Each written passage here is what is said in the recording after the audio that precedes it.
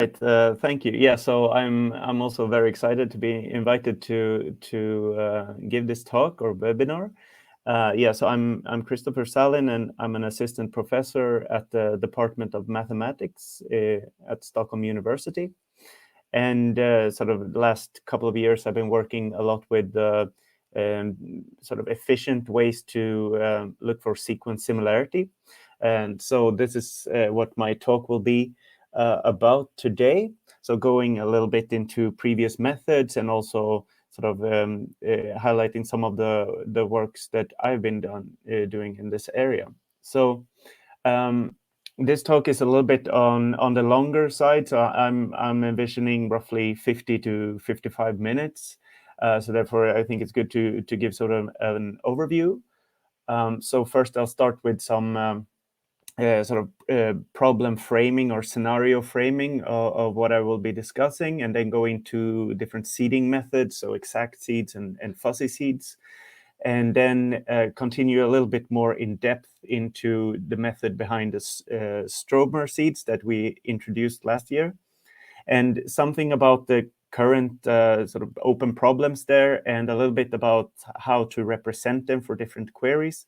And then go on and talk about some applications where they have shown some promise. So I will talk a little bit more in depth about short read mapping application, and then briefly sort of talk about long read overlapping and long read splice alignment, and then spend a little bit of time to conclude, but also to look into sort of what are the future applications and the future work that where we are certainly want to continue exploring these types of seeding methods.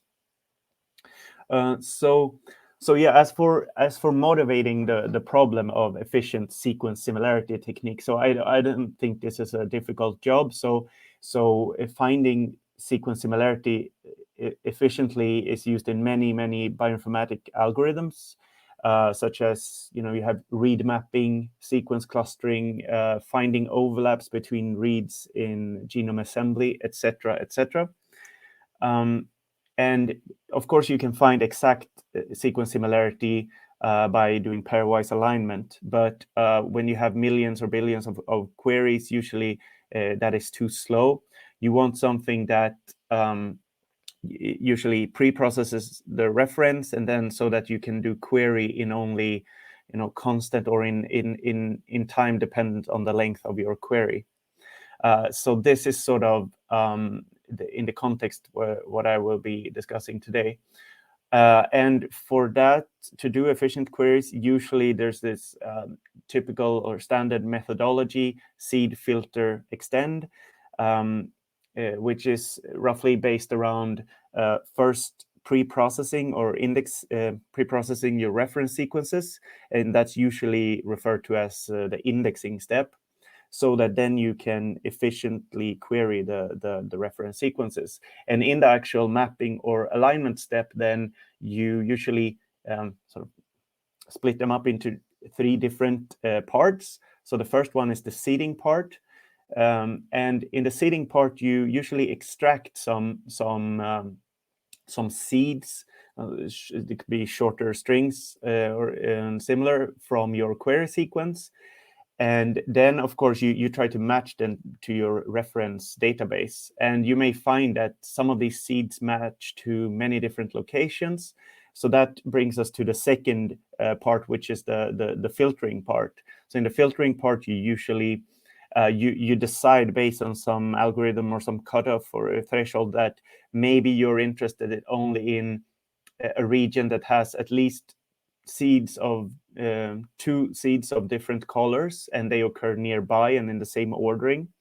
And if we would apply this heuristic here, we could narrow down the possible locations where we want to look at exact sequence similarity by to these 3 different colored regions. And then that brings us to the third step, which would then be the extension step, where we would do a slower but exact pairwise alignment. So these are the 3 major steps, and this talk will be sort of exclusively on seeding. But there are recent and very cool developments in all of these three steps. So, for instance, if you're interested in something on filtering by embedding and using Hamming distance, then you can look at the Strobealign paper by Jan and co-authors, or in the extension part, some recent developments with a wavefront algorithm by Marco Sola and co-authors.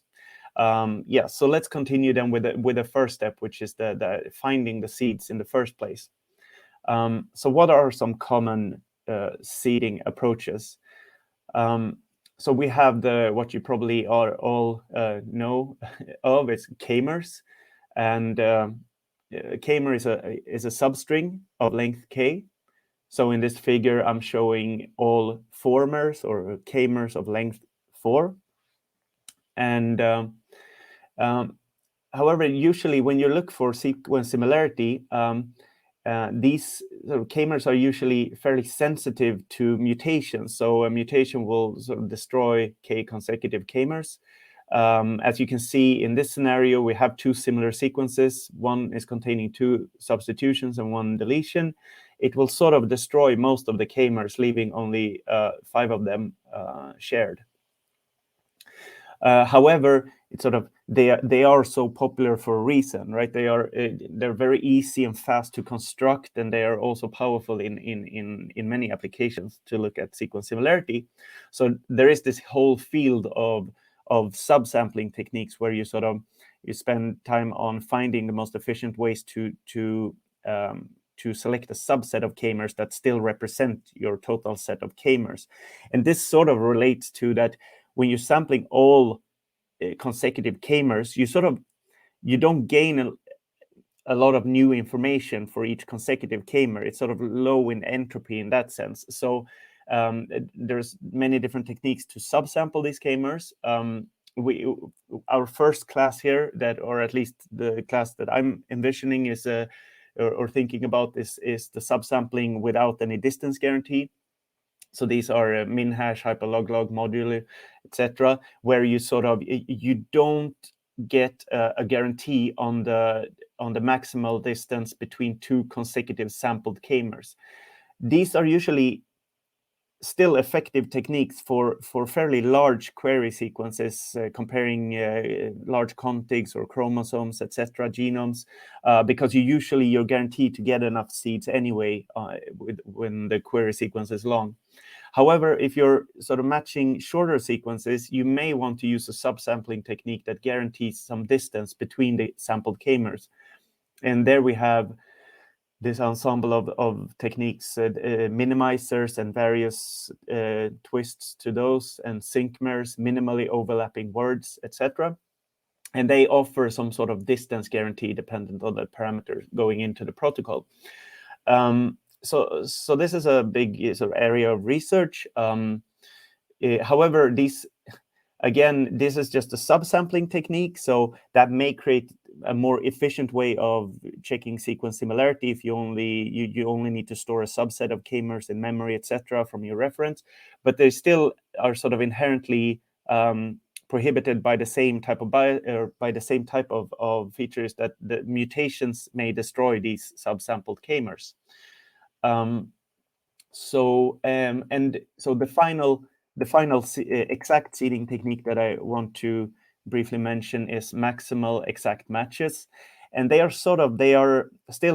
build on k-mers. So usually for maximal exact matches, you still look for initial k length seeds, but then you try to once you find them, you try to extend the seed as much as possible in both direction to create the maximal exact match that these two sequences have. So in this figure, there are 2 maximal exact matches, one that cannot be extended given the original seed length, and one that is extended by a couple of letters to the left and right.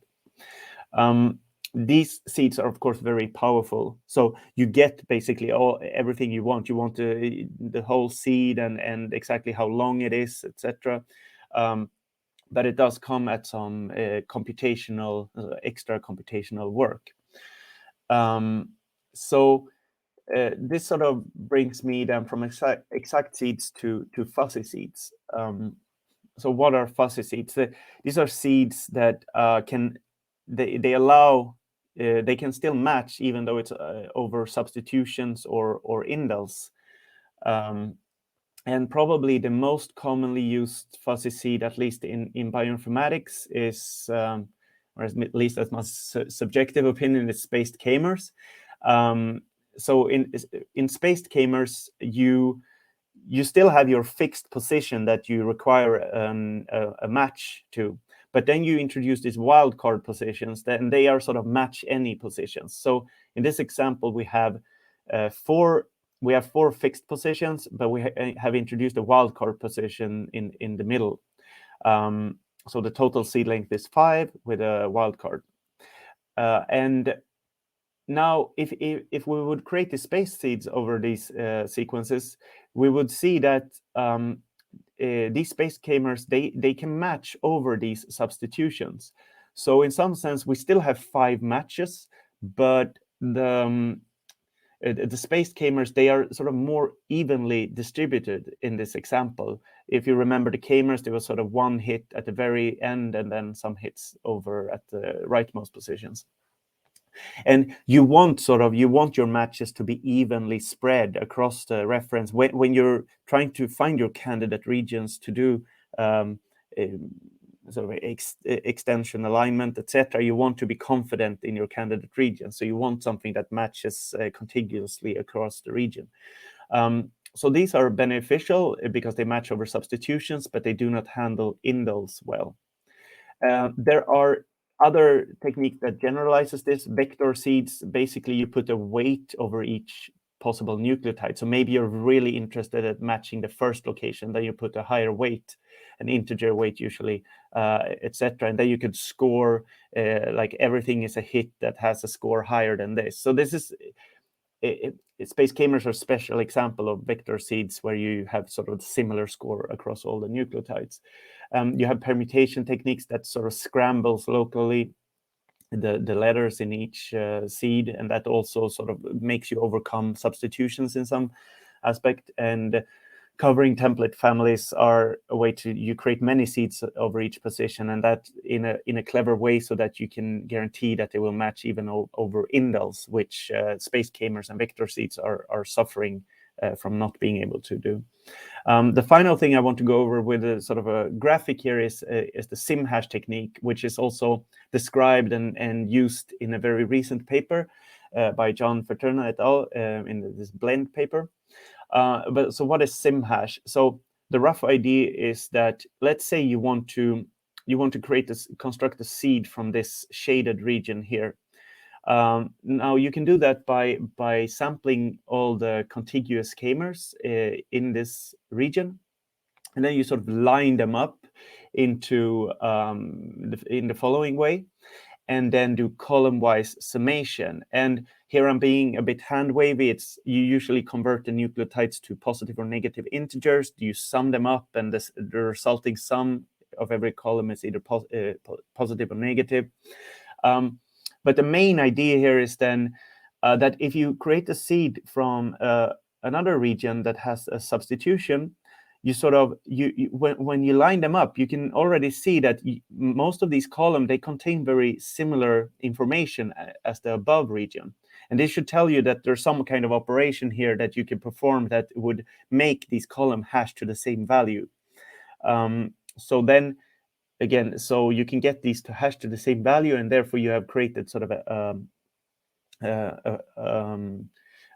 fuzzy seed in this extent. So this is so I'll get back a little bit about this later. So now let's go to then Strobemers, which I introduced last year, and I didn't put them specifically in neither exact seeds and or fuzzy seeds, and I will explain a little bit why later.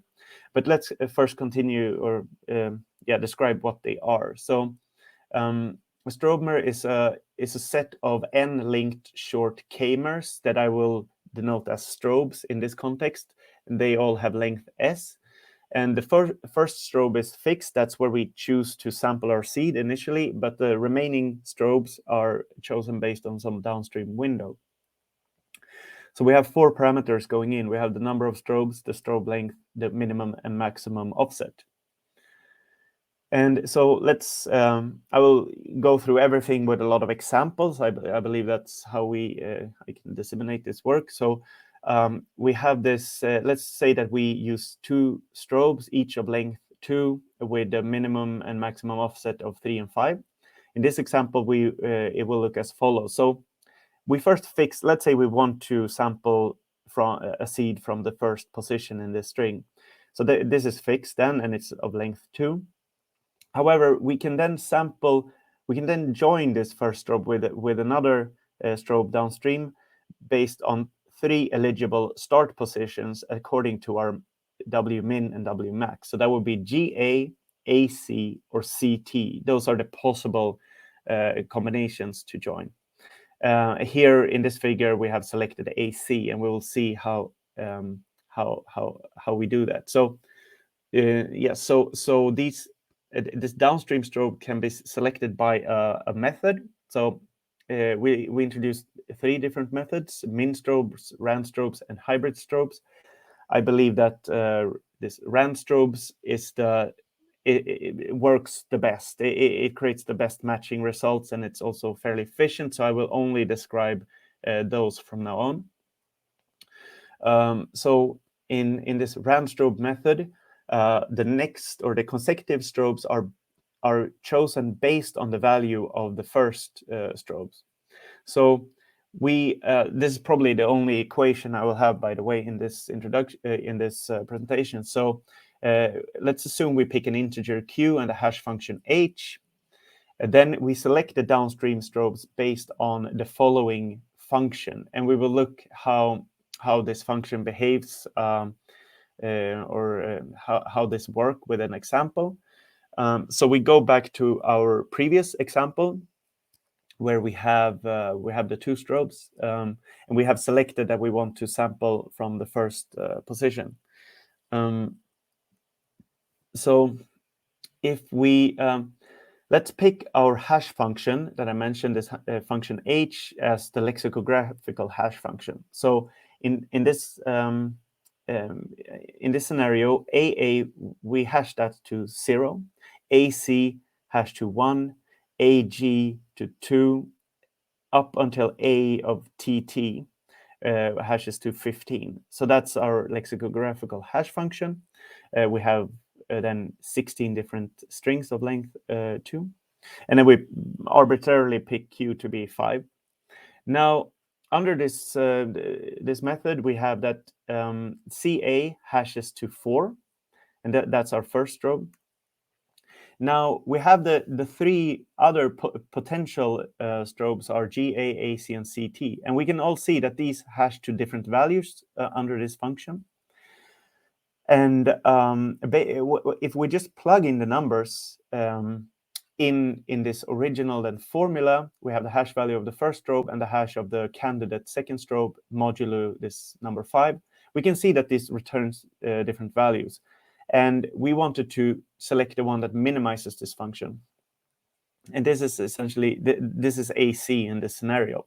So we join CA to AC, and that will be our seed in this at this position with these parameters. Now, the neat thing with this is that now if we step forward once, we have AC, and that hashes to a different value under this lexicographical hash. And that means that, the second AC in this window may not be a minimizer anymore to this strobe. So, and we can see then that that actually TG is the one that minimizes, sort of minimizes in combination with this AC, and therefore we pick this strobe. So that will be our second Strobemer rand strobe sampled from this position. We can go on and create our third seed, then etc.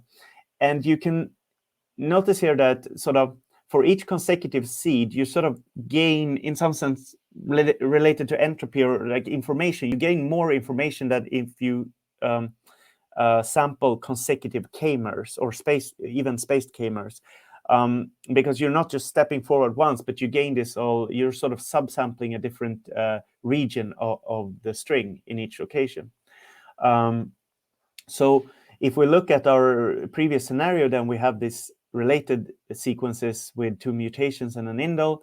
We can see that while some of the seeds may certainly be destroyed, we also may have that some seeds will make it over the substitutions, and even over indels. And sort of this is the nice thing with this type of sampling. And we can also, of course, I've explained it in the scenario of 2 strobes, but we can generalize this to N3 and so on, and then you would just introduce 2 different windows, and the details are in the paper on this. Although I should mention that some preliminary results suggest that you probably don't want to go over 4 or 5, at least in this type of scenario. So 2 or 3 are usually good enough. And so with Rastrobes, they are beneficial because they can match over substitutions and indels, and sort of related to information content, it's a fairly low redundancy between consecutive seeds. However, they of course come at some computational cost compared to k-mers, and we will look into this soon. Before we look at that, I just want to mention a little bit about the evaluation and look at some metrics when comparing them to k-mers and space k-mers. So the context in which we want to evaluate the seeding approach is that we have 2 sequences, and we introduce some substitutions and indels between them. And then we still want to see that whether a seeding approach still are able to still retain matches between the 2 sequences. We also want to see not just the number of matches, but we want to look at the sequence coverage that I label this as, which is all the regions that are actually sampled by the strobes or these linked k-mers. So the picture would show that this is the starting strobe, and then this is just showing that they are joined, and this would be the second. So these are 5 Strobemer matches. And so that would be the sequence coverage. Then the match coverage is a bit more lenient in some aspect. It's basically the leftmost to the rightmost position, and we count that as the whole match coverage.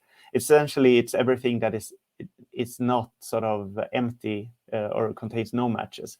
And the flip side to that is then match gap E size, which is all the gaps where there are no matches, and that metric, of course, you want to minimize.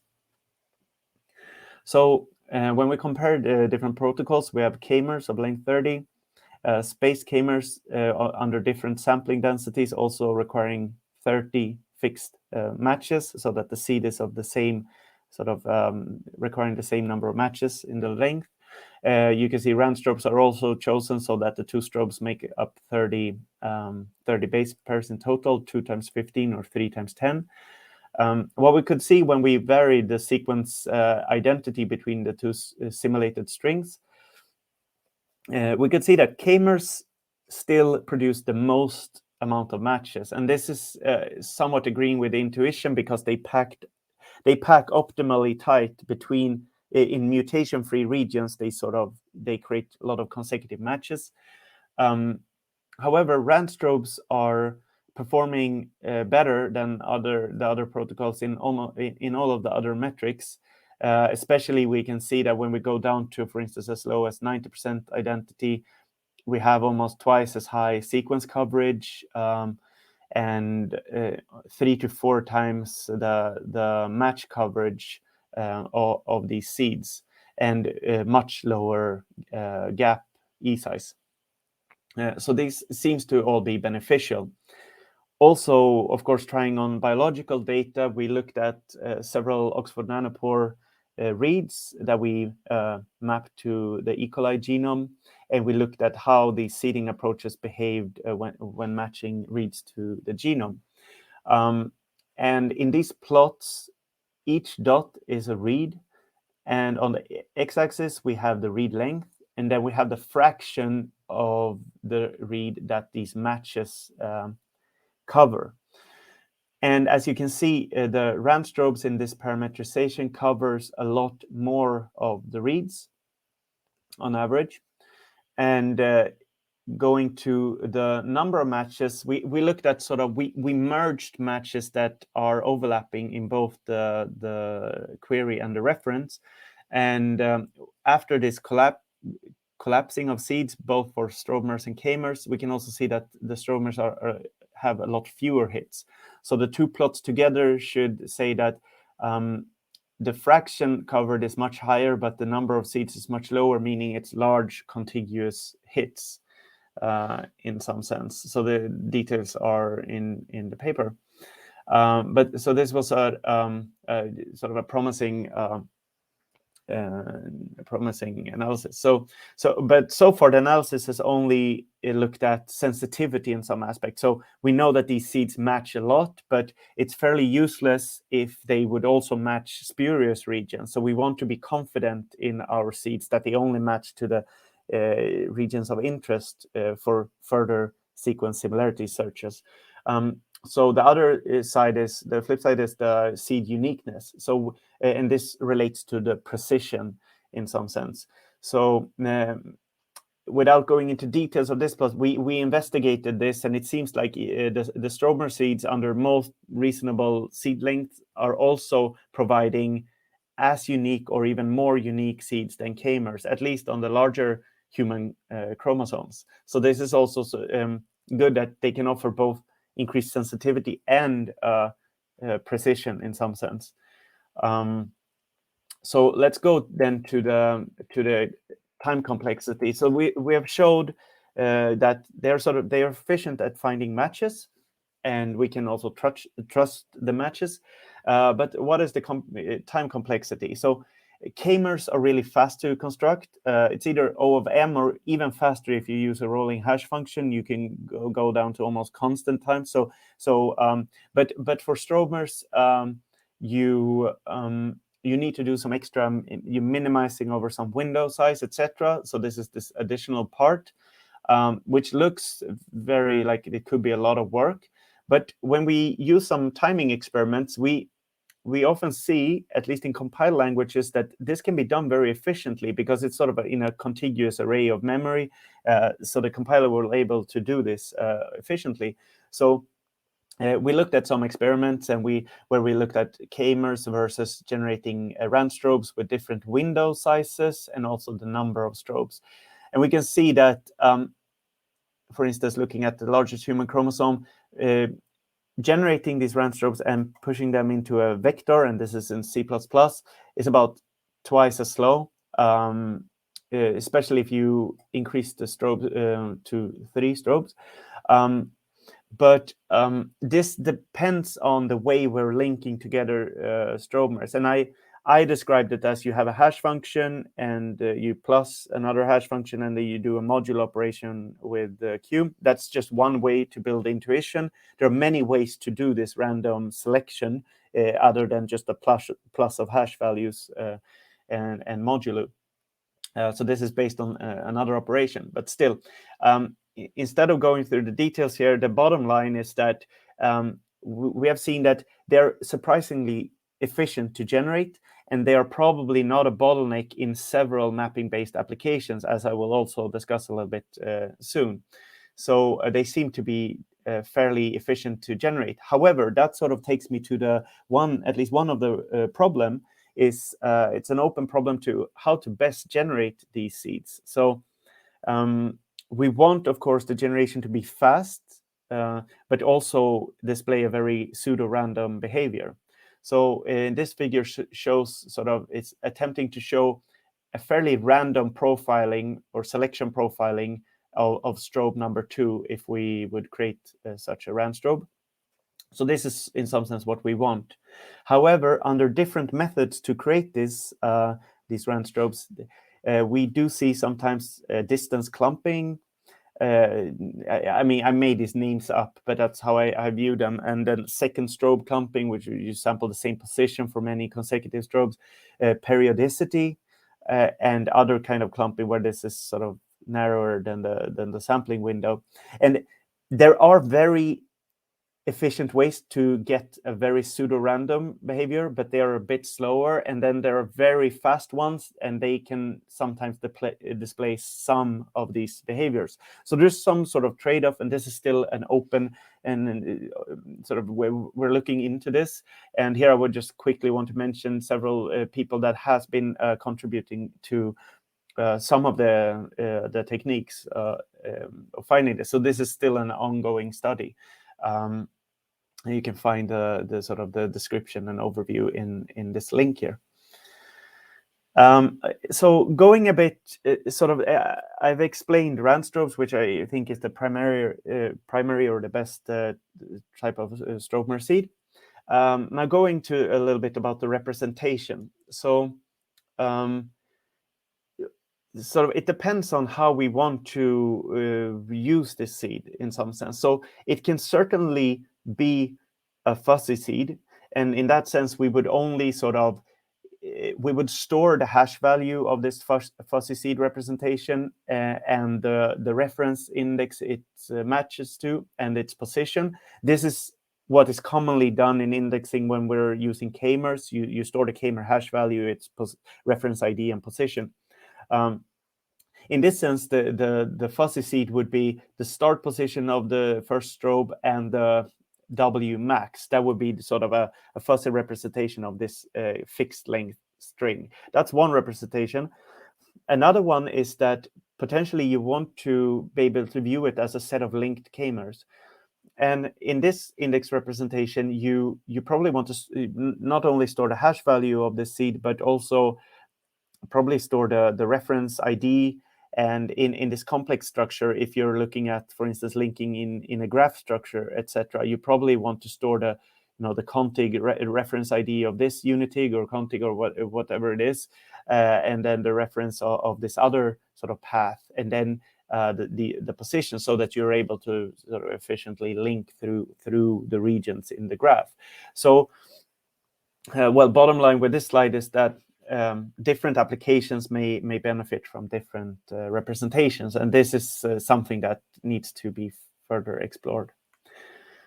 So that concludes sort of the in some sense the method talk on seeding, and I'll just go through then some applications where we have used Strobemer seeds with some success. So the first one is then short read mapping. So in this application, we the high-level overview is that we're combining the subsampling technique SyncMers with rand strobes, and that makes us be able to extract dynamic size seeds, and with this protocol we can afford to use longer seeds that will more efficiently allow querying. So let's look at a cartoon to motivate this this method. So we first, let's say we have a reference genome and we have some repetitive regions. We have this repetitive copy occurring 2 times, and then this other one, the red one, occurring 3 times. And we extract SyncMers, so that's a thinning protocol related to minimizers. Now, after we have constructed our SyncMers, we can join together the SyncMers using this rand strobe method. And here the sort of we can do this efficiently because we're not working in nucleotide space, but in some sense in SyncMer space. So we're minimizing over fewer candidates. And the main idea, or what this image shows, is that if we would only use SyncMers as seeds to guide where we want to do the mapping, we can see that many of these are occurring 3 times, 2 times, etc. But in this contrived example, of course, the RAND strobes are only uniquely matching each of the regions, and this is the high-level overview of the idea. So for two different reads, we can see that the extracted RAND strobes, they are unique, so we can immediately identify the regions where they match. While if we would only use the syncmer matches, we would do maybe 2 + 3 comparisons. This is a typo; it should be 5 here. 2 + 3 is 5. So maybe we would have to do more querying for these reads, while RAND strobes provide a unique match. So that was a cartoon, but let's look at a real example of how this would look like. So this is a biological string, and here we are actually extracting seeds in Strobealign. So we use syncmers, and I think this is the seed length of length 20. So we link to 20 mers together. And again, we may encounter substitutions or indels in some of these regions. And if we would use a k-mer size of length 40, probably these mutations will destroy all k-mers, while some of these RAND strobes, let's call them, are able to span over these mutations. And then again, this is a bit more like hands-on how it actually looks like in a biological scenario. So that's the main idea. And I will simply skip over all the details on the sampling and on all the downstream filtering and alignment, because the seeding is what is the main foundation of this algorithm. So we evaluated our algorithm on several different data sets compared to several of the state-of-the-art aligners. So I want to show first an example where we simulated 10 million paired end reads at different variation rates. These plots highlight a specific variation rate, and we run all tools with 16 threads. And we have on the x-axis, we have different read lengths. So we simulated the read lengths in terms of 50, 75, they are useful for some applications. Then you have between 100 to 250 are within the range of possible current Illumina protocols. And then Illumina has promised this chemistry X, which would allow twice the template length. So that would be 2 times 150 would be the template length of 300. And this is a common length template for Illumina. And also we have 250 that would yield 500 base pairs reads. So this is sort of currently looking into the future. And what we can see in this scenario is that Strobealign and BWA-MEM and BWA-MEM2, they sort of generate almost similar accuracy, like it's very, very close by. And they're furthermore the yielding the highest accuracy in this scenario. For 450 base pairs and up, we do not recommend Strobealign for the absolute shortest read length. So this is sort of a simulation to show that they are not good for the absolute shortest 50 to 75, but we gain sort of accuracy when we go to the bit longer Illumina reads. As for the runtime, we see that Strobealign is the by far the fastest, also looking at reads between 150 and upwards. And so we see sort of similar or comparable accuracy, but we offer a speed of 4 to 6 times the speed to BWA2 and about 6 to 7.5 times to BWA in this scenario on human genome, this representation of the human genome. As for memory, so BWA-MEM2 makes a trade-off between space to runtime. So it's sort of a little bit faster than the original BWA-MEM that uses Burris-Wheeler transform, but it's much more memory consuming. So roughly, we can see that Strobealign is not only much faster than BWA-MEM, but it's also BWA-MEM2, but it's also using about half of the memory. you may notice this little bump, or like the bump down, and this is because we don't need to sample syncmers as frequent for longer read lengths. So here we go down in sparsity level on these seeds. But overall, sort of course, we use much more memory than BWA mem, but still smaller than BWA mem2. Yeah, so of course, this was one representation of the human genome. So let's look at some other genomes. We selected Drosophila. We have maize, which is slightly smaller than the human genome, but much more repetitive. We have CHM13, the new version of the human genome, and rye, which is both larger and more repetitive than the human. So as for accuracy, we can see that sort of Strobealign is either just slightly above in this example, but sort of say comparable accuracy to BWA mem, and also they are the two that produces the highest accuracy in most scenarios. We can see that the same holds on maize, and now I'm referring to reads always like around 150 and larger. The same for the new human genome. We're sort of very, very close in accuracy. This is in the order of less than 0.05%. With rye, the largest genome, we see that a lot of aligners struggle. Some won't run, and some, such as Minimap2, we observe very low quality. But out of the ones that work, sort of BWA mem, Strobealign, and Bowtie, we see that we are comparable. We do lose a little bit of quality even for the 150 base pair reads in this scenario, and that's something under investigation. But still, it sort of seems to work really well, comparable to BWA mem, BWA. And as for runtime, again, we see significant speed up. So looking at the larger genomes, maize, CHM, and rye, and for larger read lengths, we have about 3.5 to 5 times faster than BWA2, and even 5 to 9 times faster than BWA on these data sets. And as for peak memory, again, it sort of memory scales way well in Strobealign. So we saw on human that we had around 30 gigabytes per in memory.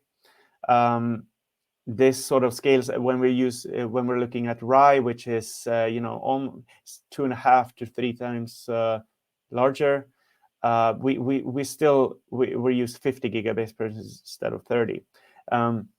Now compare that to, for instance, BWA mem2, which is at some point is sort of using 130 or 120 gigabytes per, but also for some data sets actually above 150. And at that point, it sort of may become computationally prohibitive. So my line of reasoning is that probably, at least on modern scenarios, when you're aligning millions and billions of reads, Illumina reads, you probably do that on a server or something, and then 30 gigabytes per to human or 50 gigabytes per for aligning to rye. I don't think that's prohibitively large, but maybe once you get up to 150 gigabytes per or more, that may become a problem. But still, so we use definitely more memory than BWA mem, but I don't think it's a practical limitation. So I've said so far that Strobealign is comparable accuracy, or almost as good as BWA, but can it be higher accuracy as well? It seems like it can in some scenarios. So first off, we simulated the genome with a set of 500 concatenated 100K base pair strings. And then we extracted reads from a related but fairly diverse genome where we had Snips every 200 base pairs and fairly frequent indels. In this scenario, we're sort of consistently having a higher accuracy than BWMM for reads larger than 100 base pairs, while also offering the same kind of speed ups as we saw before. So at this point, it becomes almost, there's no trade-off even. That was, of course, our simulated genome, which is, just for our purposes. But if we look at the same kind of divergence levels, but use instead the human genome, still with the same SNP frequency, fairly frequent and fairly frequent indels, we still see again a consistent accuracy decrease over BWA MEM. And also we should note that Minimap2 also fares fairly well in some of these scenarios. But so here we are offering both a higher accuracy and while having a significant speed up to these previous approaches. So this is sort of a scenario that we also want to explore more in the future. Another very useful application of read alignment is you usually want to call Snips and indels from your aligned reads. So we looked at larger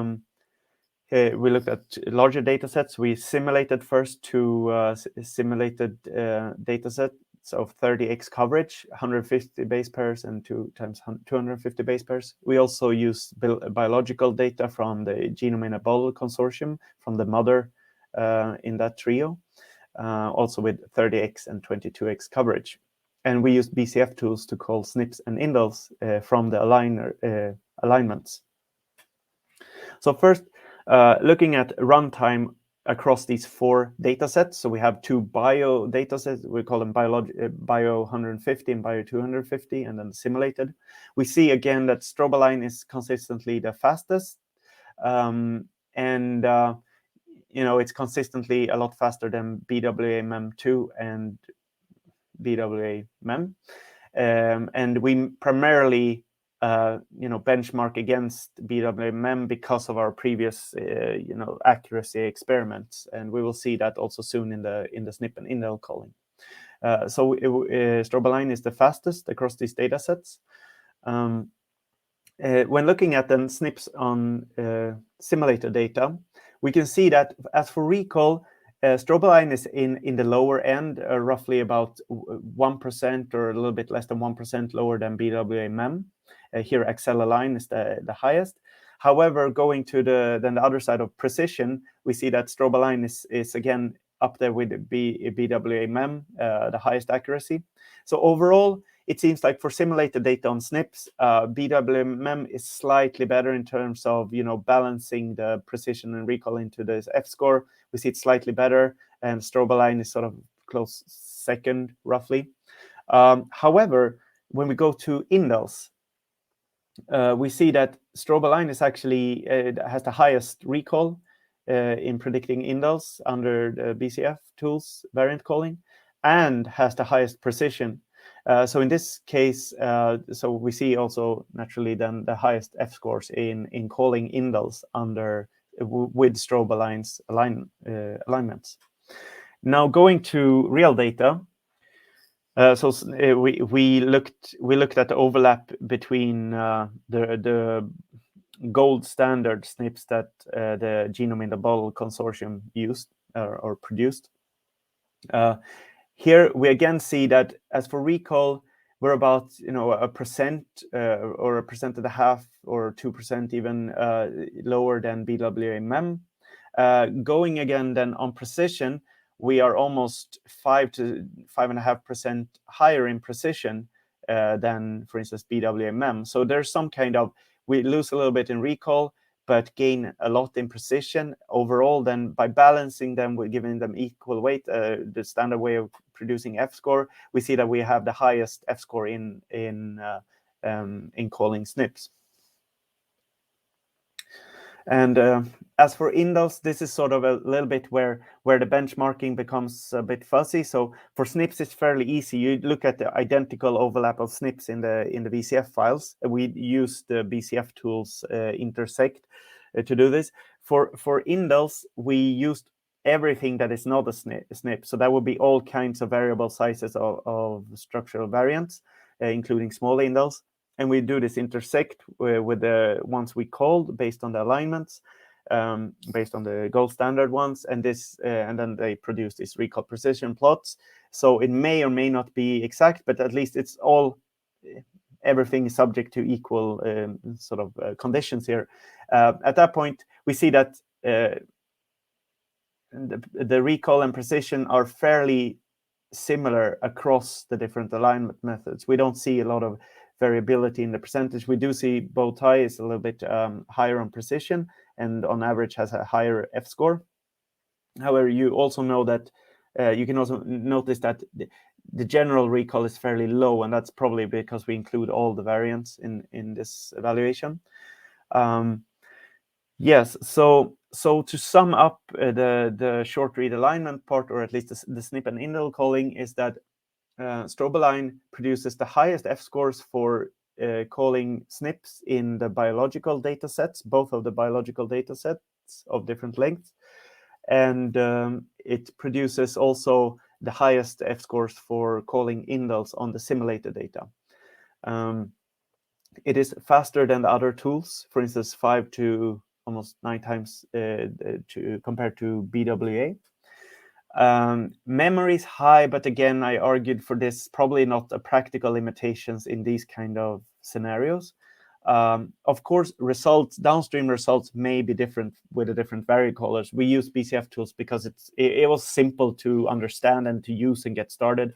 Yeah, I'm excited to see some results on with other callers.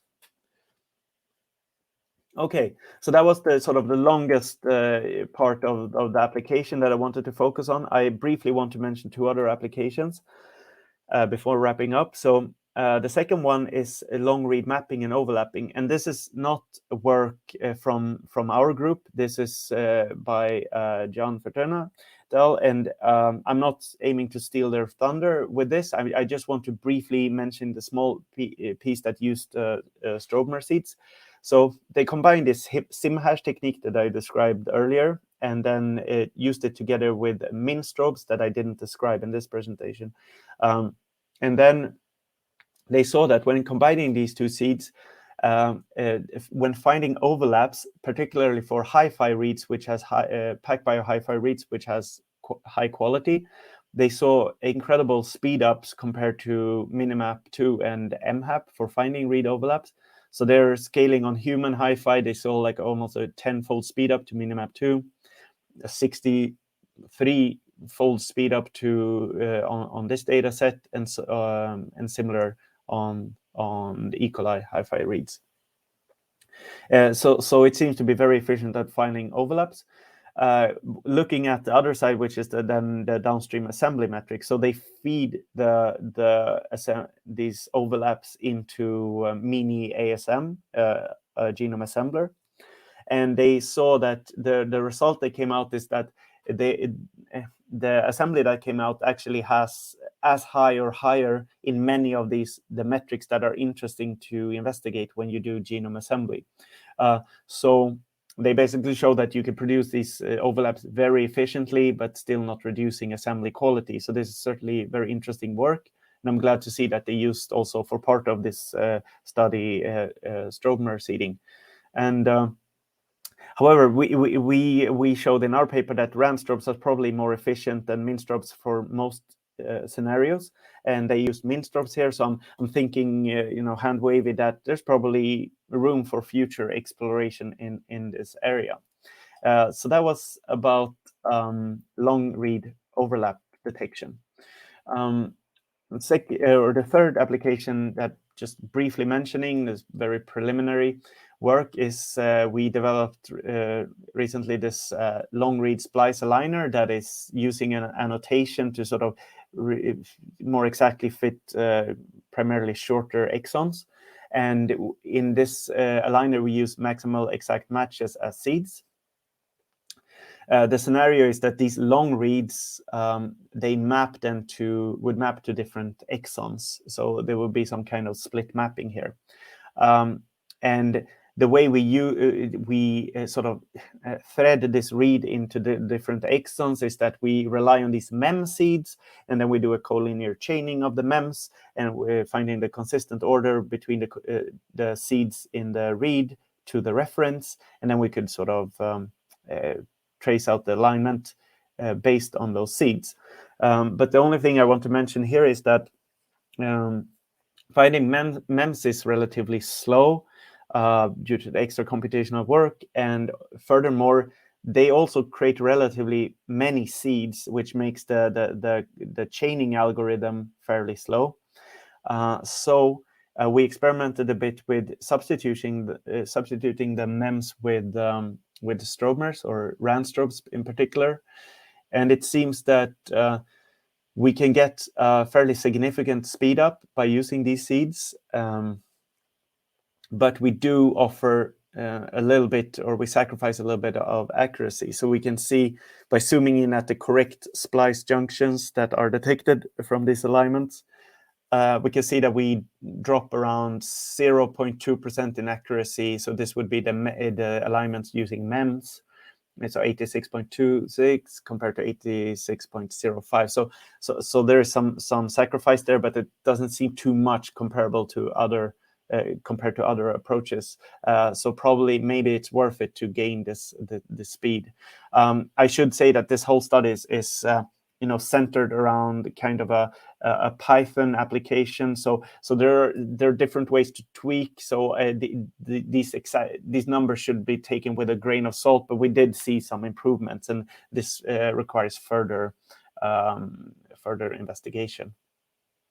So okay, so I'm not actually sure how long I've been. Yeah, it's probably a bit over time, but I just want to spend a couple of minutes just wrapping up and mentioning the sort of the conclusion and some future work. So I've introduced Strobemers, which is a seed that can find the matches between regions, and they can match over SNP and indels. I've introduced Strobealign, which is an aligner, a short read aligner that is very fast and comparable accuracy to BWA MEM, and even better in some scenarios that we investigated, and has good downstream SNP and indel calling. And I've also looked at Strobemers for some applications for long reads.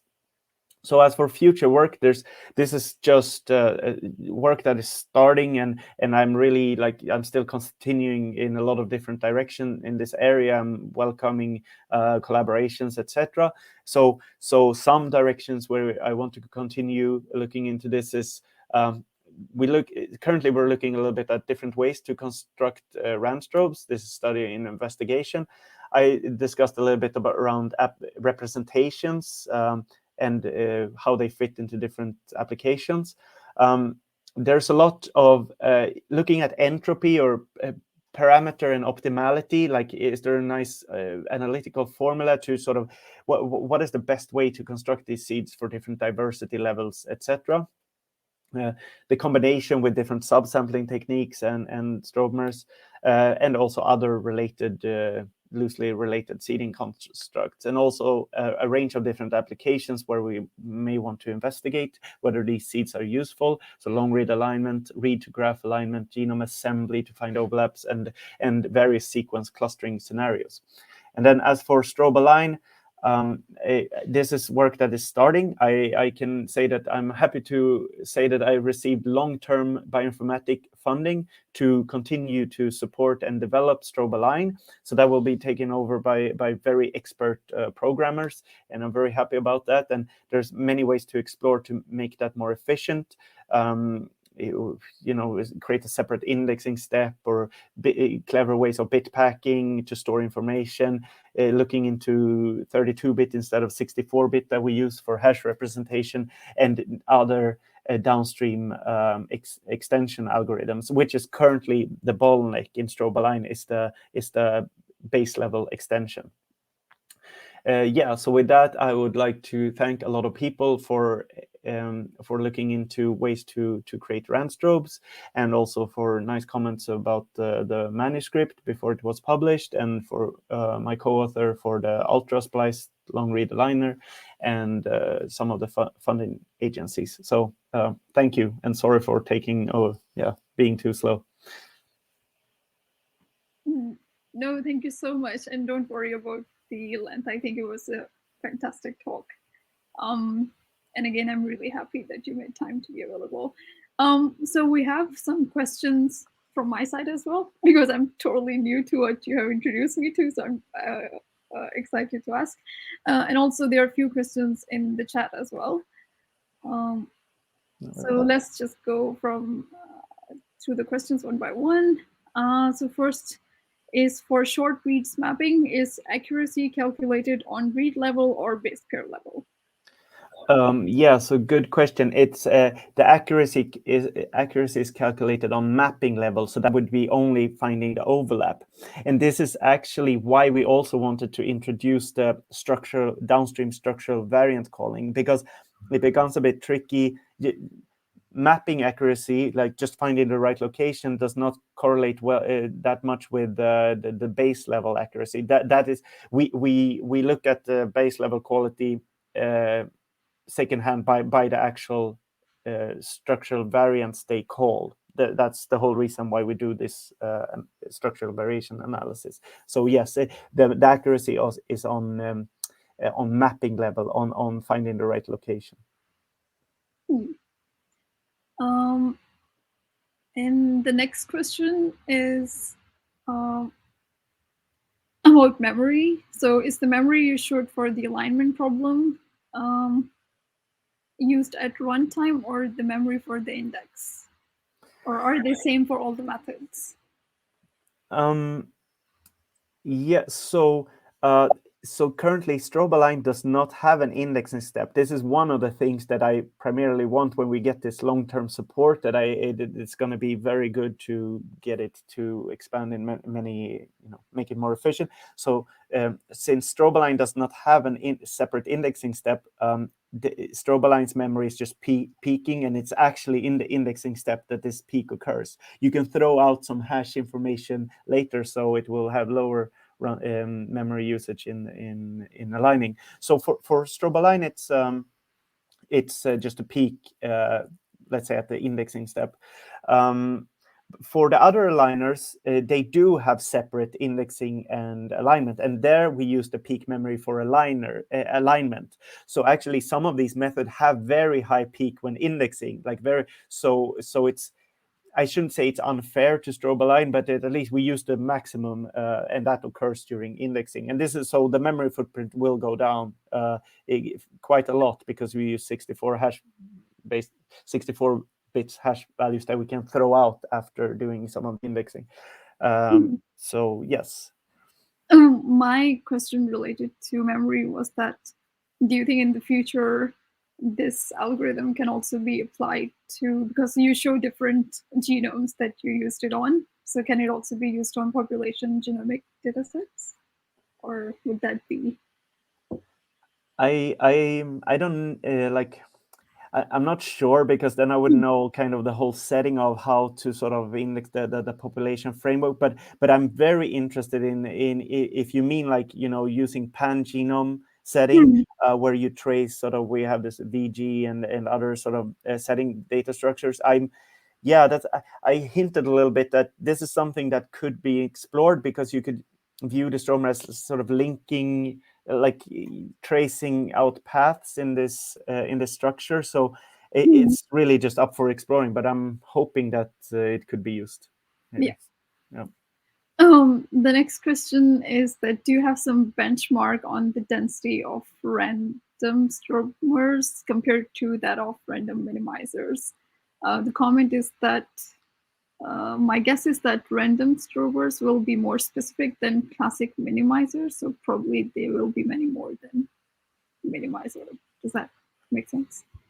I'm not sure I understand the question. Like one I may answer, maybe I'm answering a different one, but the reason we did not evaluate Strobemers, any Strobemer protocol, compared to subsampling techniques, is that I think Strobemers is equivalent to K-mers and space K-mers, and they can all be thinned out by different subsampling protocols. So I think we should sort of put Strobemers in the same category as K-mers and space K-mers, and then they can be subsampled using a minimizer approach or syncmer and etc. And there are different ways to combine them. Again, I'm not sure that answers the question actually, but the question was about benchmark on the density of different. On the density, so yeah, I'm aware that the density of minimizers, you can control it with parameter setting.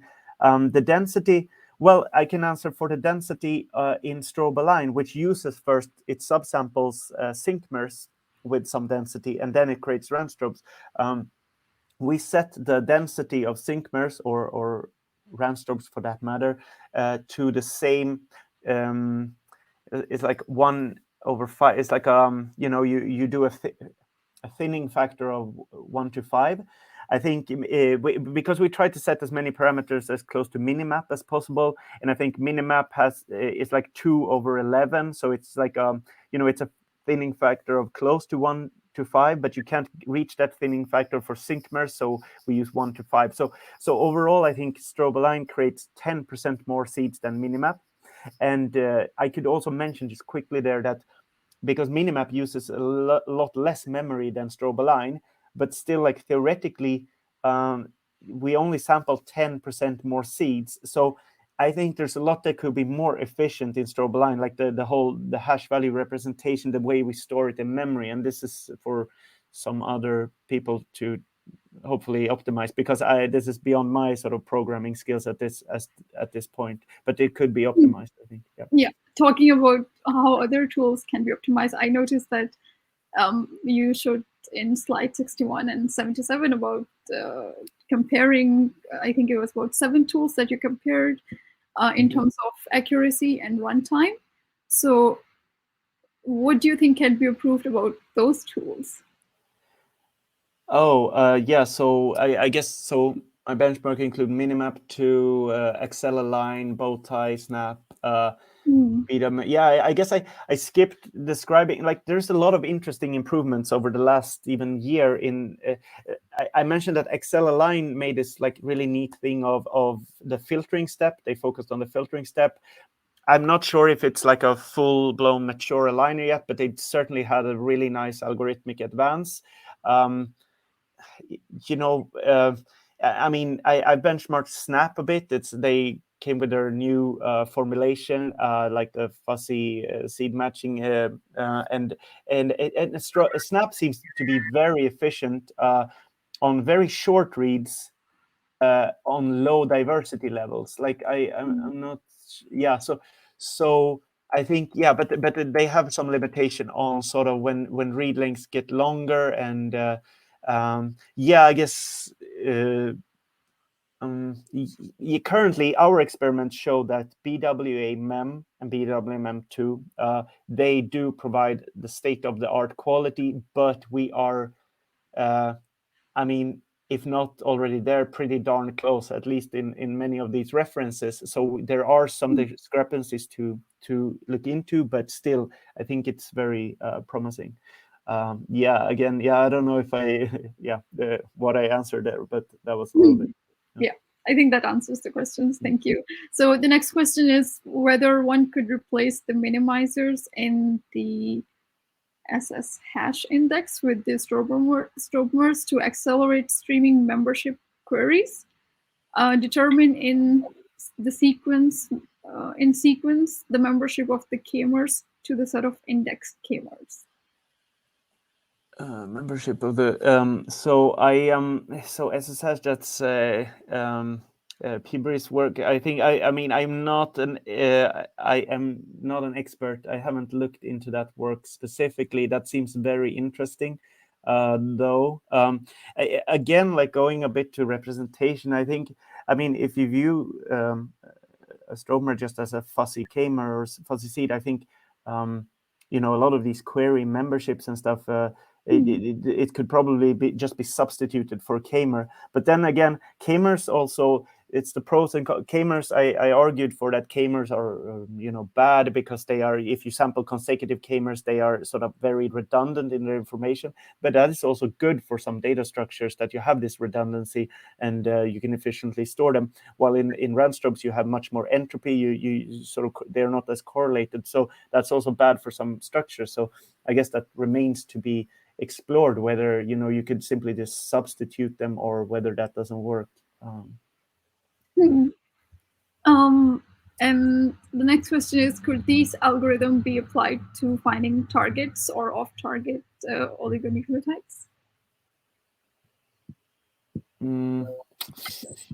I guess it depends on the length of the query of finding, but yeah, maybe if you index the off targets before and you sort of, I guess the idea, I'm just guessing here, but you sort of matching them to some things that you don't want, you get a lot of these byproducts in some protocols, and you index them, and then if you find a match, you immediately see that it's a sort of an off target. I mean, yeah. So anything you use k-mers for, I would say, as long as there's a sufficient length, k-mers are, yeah, they should be more or less like substitutable in many applications. I think, yeah.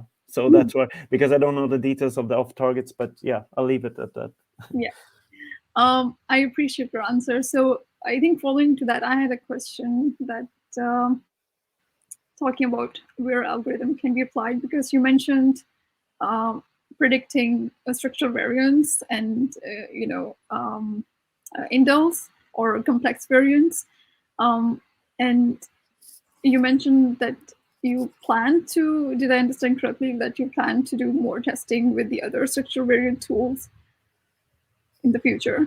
Is that? Yes, if I get the time and the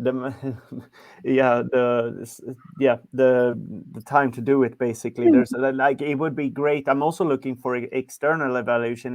Like, I appreciate a lot, like, people have already started using it with the GATK snip caller, etc., and I'm getting feedback to the repository, so that's all great. We're all for like improving the tool if it would be any kind of, but yeah, so I'm very interested in looking at the performance also for other statistical models that do this calling, because BCF tool, I don't know the under the hood there, so it could be yeah.